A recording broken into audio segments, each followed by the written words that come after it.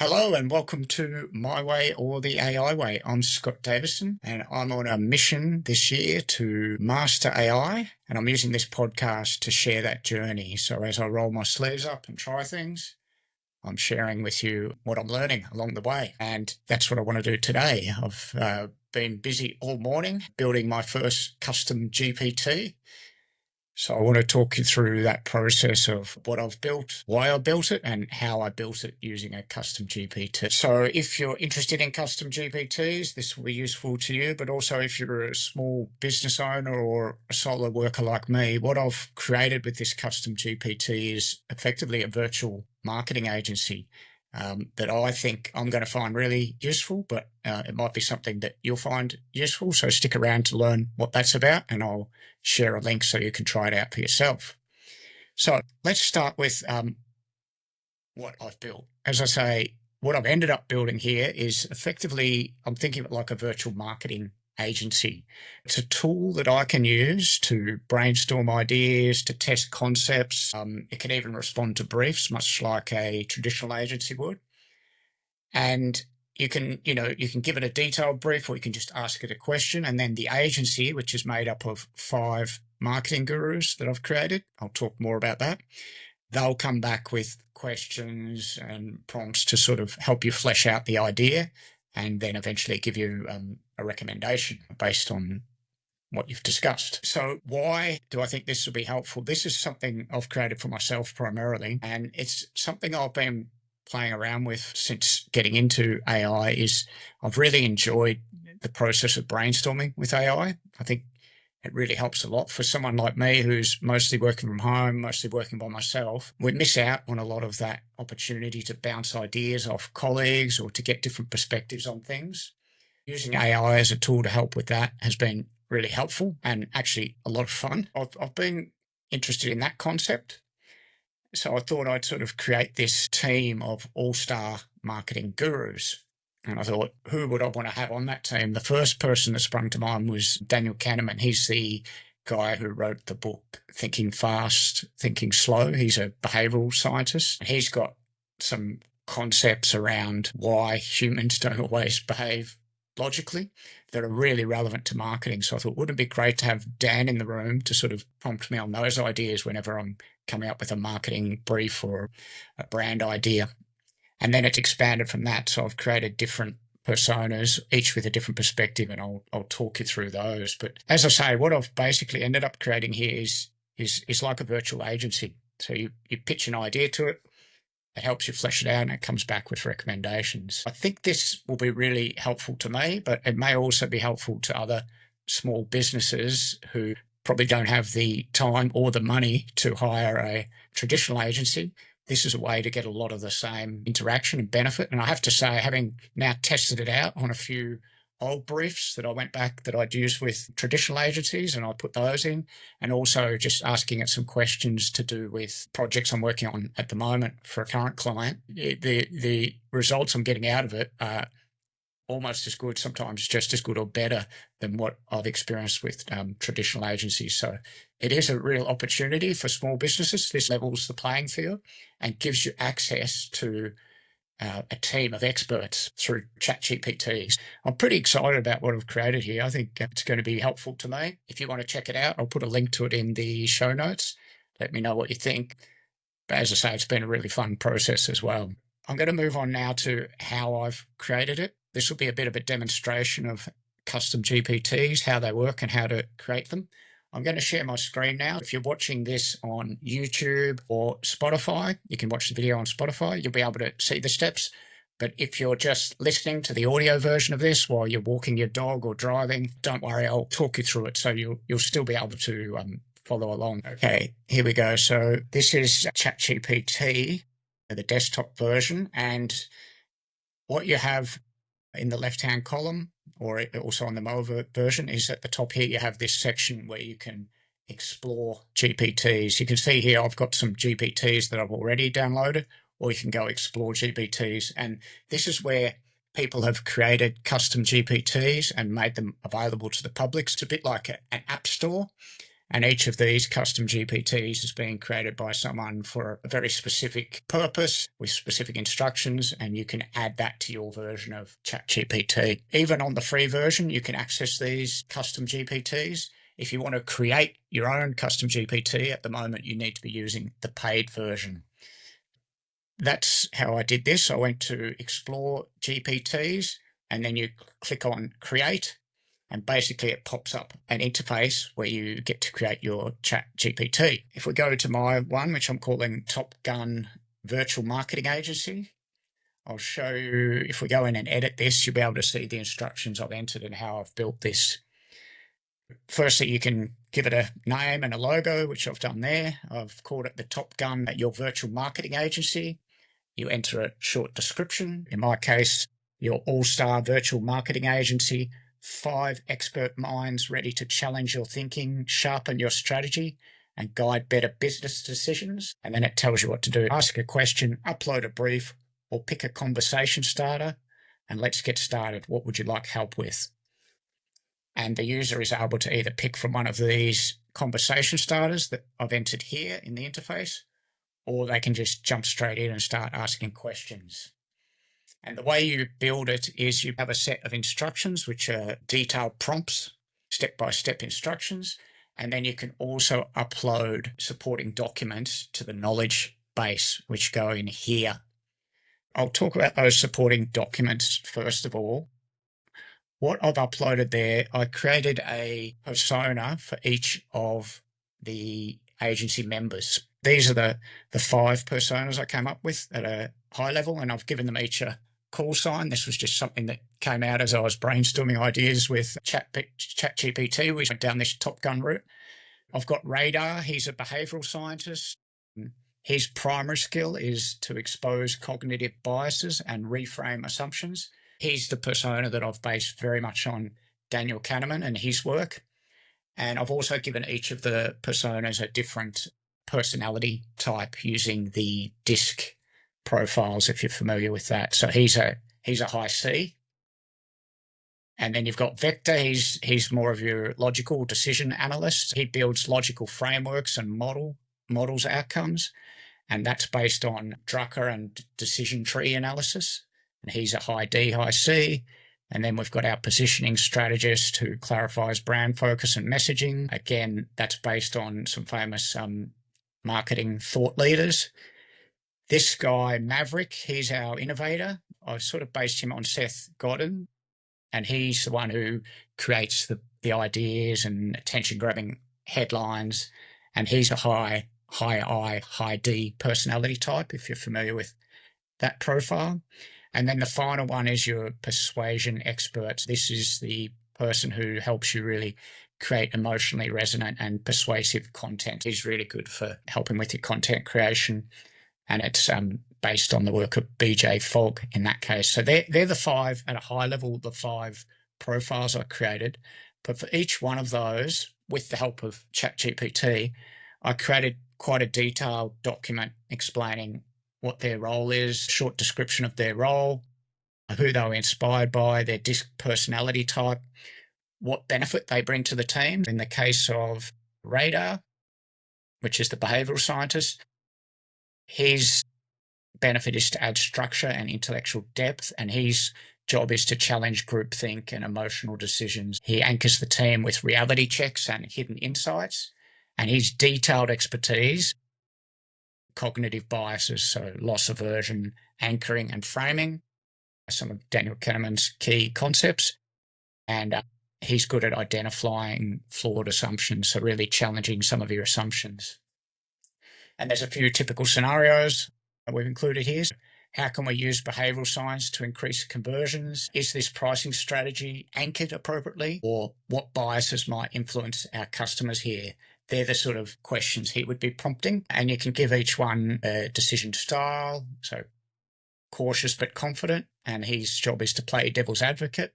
He's a bit of a black hat type thinker. And then I've given him a tone of voice, smart, direct, and analytical, and highlighted his strengths and limitations. So much like building a team, you want people with different strengths and different personality types. That's one example of a detailed one. That's radar. I'll show you one other one here, which is Mavericks. This is the one based on Seth Godin. He's the innovator, a bold, creative force who pushes you to be different, daring, and memorable. And he sees sameness as the enemy, and he helps you reimagine your offer to stand out and create buzz. There's some different authors and thinkers who have influenced this persona. You're kind of getting the best of all of them, which is what I love. He's a high I, high D. His benefit is to break conventional thinking, inject originality, creativity, and energy, and push you to be unforgettable. And his detailed expertise is disruptive branding, positioning and storytelling, finding white space and creating blue ocean strategies, and designing campaigns that spark conversation and curiosity. And some of his scenarios might be like, how can we surprise and delight? Is this idea bold enough to stand out? He'd be asking those sort of questions. His decision style is fast, bold, emotional, and he prioritizes creativity and resonance over tradition or safety. He's very energetic, rebellious, and witty. And again, he's got strengths and limitations. And a practical use would be for launching ideas, campaign brainstorming, creative reframing. So for each of the personas, with the help of ChatGPT, I created a detailed description of their personality and their strengths. And I uploaded each of those into the custom GPT as an individual PDF, which you can see here if you're looking. And that's it. The final bit, you can select which capabilities you want from the ChatGPT, whether you need it to be able to do web searches, create canvases, or do image generation. I've ticked all of those. I've left off code. I don't need this marketing agency to be creating code, so I don't need to tick that box. And then that's it. What I haven't explained to you is in the instructions. They show up here. I've pasted them in there. But if I go to where I was working on these with ChatGPT, you can see it's in a canvas here.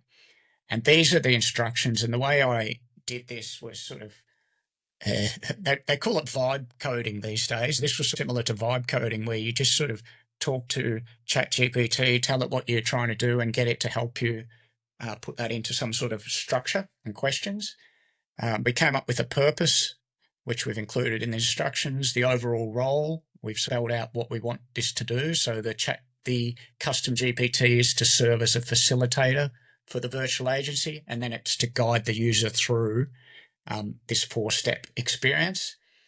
And then we go into the detailed instructions. And as I say, we shopped originally 3 steps, but then I went back and created a 4th step to sort of introduce the concept to new users. So this first step is for someone who's never used it before. Once I realized I might make this available to people other than myself, I thought this would be useful. When you first use it, it says, welcome. Would you like a quick intro to see how this works? You can either say yes, or you can skip the intro.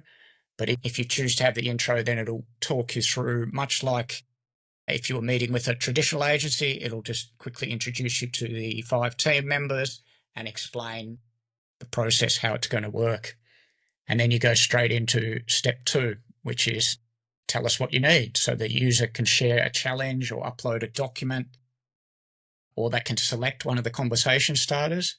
And then I've instructed it to acknowledge the brief or the question by saying, okay, thanks for that. Let's take a closer look, and we'll ask a few smart questions to get aligned. So that's step 1, is just gathering the brief or the question from the user in a prompted way. Step 3 in this case is where I think the real value comes. This is what I've found using ChatGPT for a while now. A lot of the value actually comes in getting it to ask you questions, because it challenges you to think of things that you may not have otherwise thought of. And in this case, you've got 5 experts, each with different backgrounds and perspectives. I wanted to give each of them an opportunity to ask you questions about your brief or your challenge.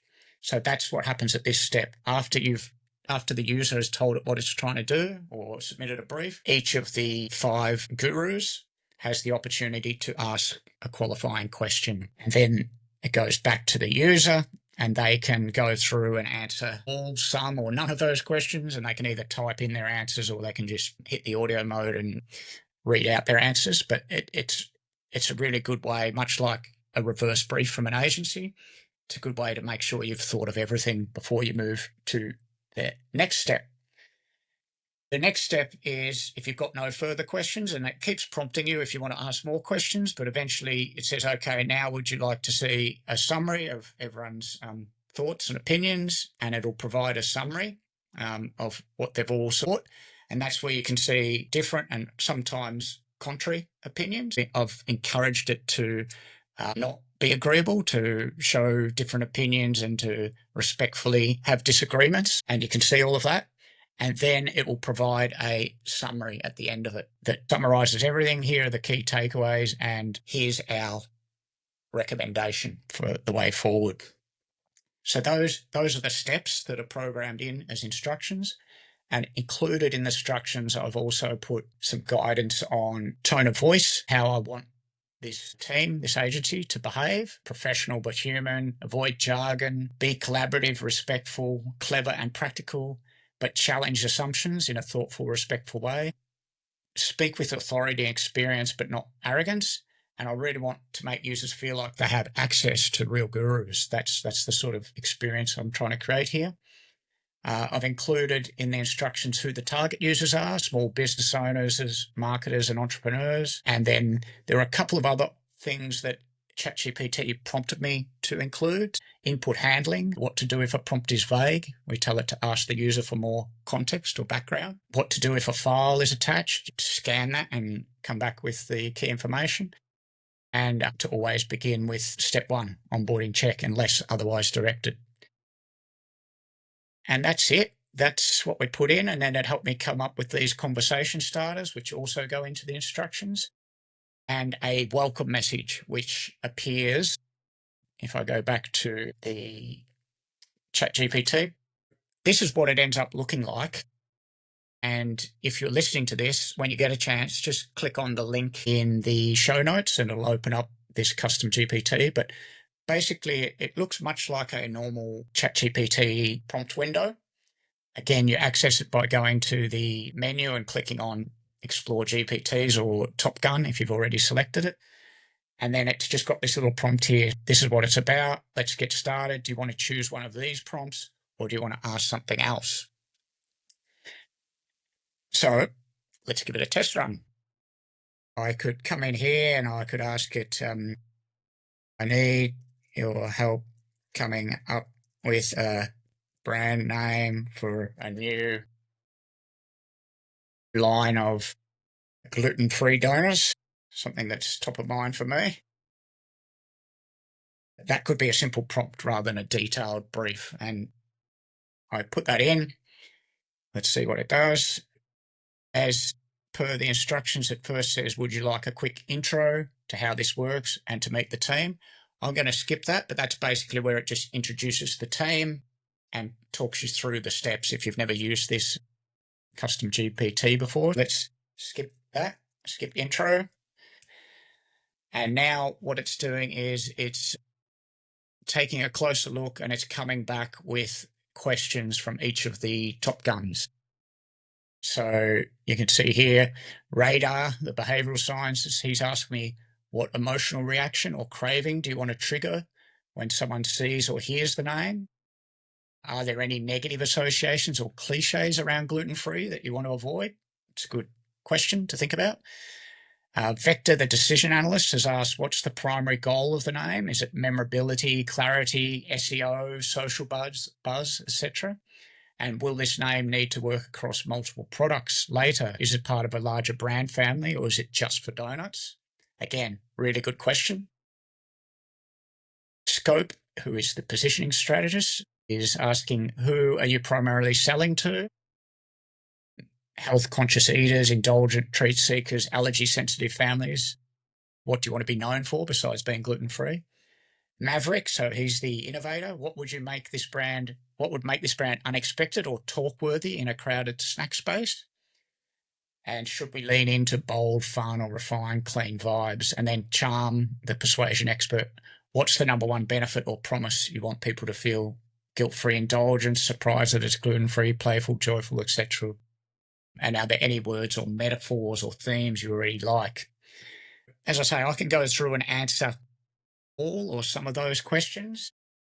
I won't do that now, but I could go through and answer those, and it will then consolidate it into a list of the different perspectives and ultimately a recommendation. So for the purpose of the exercise, I'll just quickly provide some answers. So we are only doing donuts. We want them to appeal to young people, and we're going to sell them social media, and they are $10 for a six-pack purchased online. There's just some quick answers anyway. Obviously, the more detail I go into in my response, the better the output I'm going to get. But for the purpose of the exercise, I enter that, and it's now coming back with a consolidated recap of what the product is, who the audience are, what the sales channels are, the price point, the brand goals.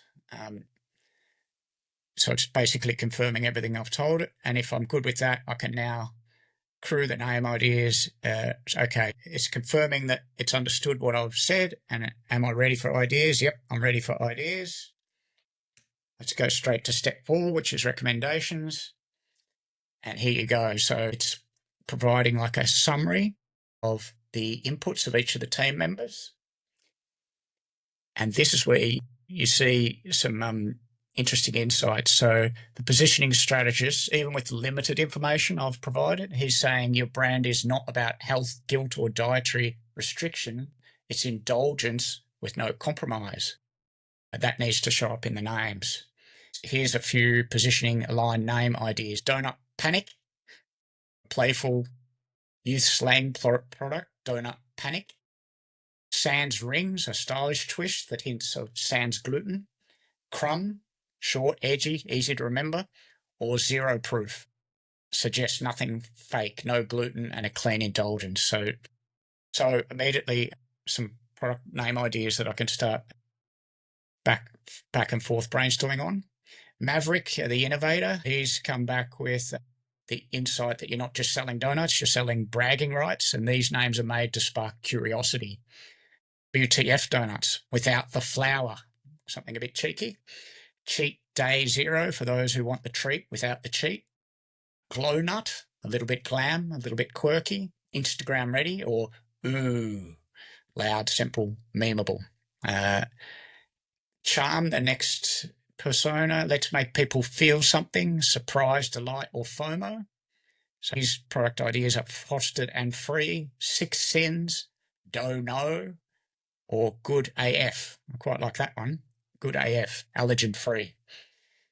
And then Radar, the behavioral scientist, he wants names that tap curiosity, distinctiveness, and emotional triggers. So the Forbidden Six, Nomad, NOMAD, gluten-free, modern, travel light, food, tribe signal. OG, I like that. Original, glutenless. Or Echo, short, sticky, sounds modern. And then finally, Vector, he's your logical decision analyst. Let's see what he's come up with. Looking at long-term versatility and memorability, he's come back with Looped, Naked Rings, Bite Society, or Batch. So there's a bunch of ideas there, and then it's asking, what do you want to do next? Do you want to explore these, combine a few, and I can keep brainstorming. But you could see how having it set up with 5 different personalities, you're getting 5 different perspectives instead of just asking the same question to a standard ChatGPT and just getting effectively one answer. You're forcing it to come back in different ways with different perspectives. So that's working really well. As I say, I also took a very detailed marketing brief that I'd written in a past life, and I uploaded that. And in that case, it did a really good job of analysing the brief, asking some intelligent questions, and then coming back with a proposal. So that's how it works. That's a custom GPT in essence. It's just a list of instructions and some supporting documents. And custom GPTs are really good for things like that. Anything where you think you're going to be asking the same question to ChatGPT more than once over and over, it might be a good candidate for creating a custom GPT. And it tends to work really well, I think, for very specific niche type questions rather than more generic things. So have a look in the custom GPT section. You'll find a bunch of different ideas in there from other people that could be good for inspiration. And if you want to try out my Top Gun virtual marketing agency, the link will be in the show notes below. Great. So it's been a productive day for me. I did spend the morning building that, which was actually a lot easier and a lot more fun than I was expecting. And now over lunch, I spent some time testing it and refining it. And now in the afternoon, I've recorded this podcast to share what I've learned with you. Very productive day. I hope you enjoyed learning a bit about ChatGPTs and my virtual marketing agency. If you've got any questions or any feedback, please put them in the comments section. I'd love to hear your feedback. And I hope you enjoyed today's episode. If you did, as always, please share it with a friend, follow the show, give it the thumbs up. And thank you for joining me on this journey to learn more about AI. I'm Scott Davison, and this is My Way or the AI Way.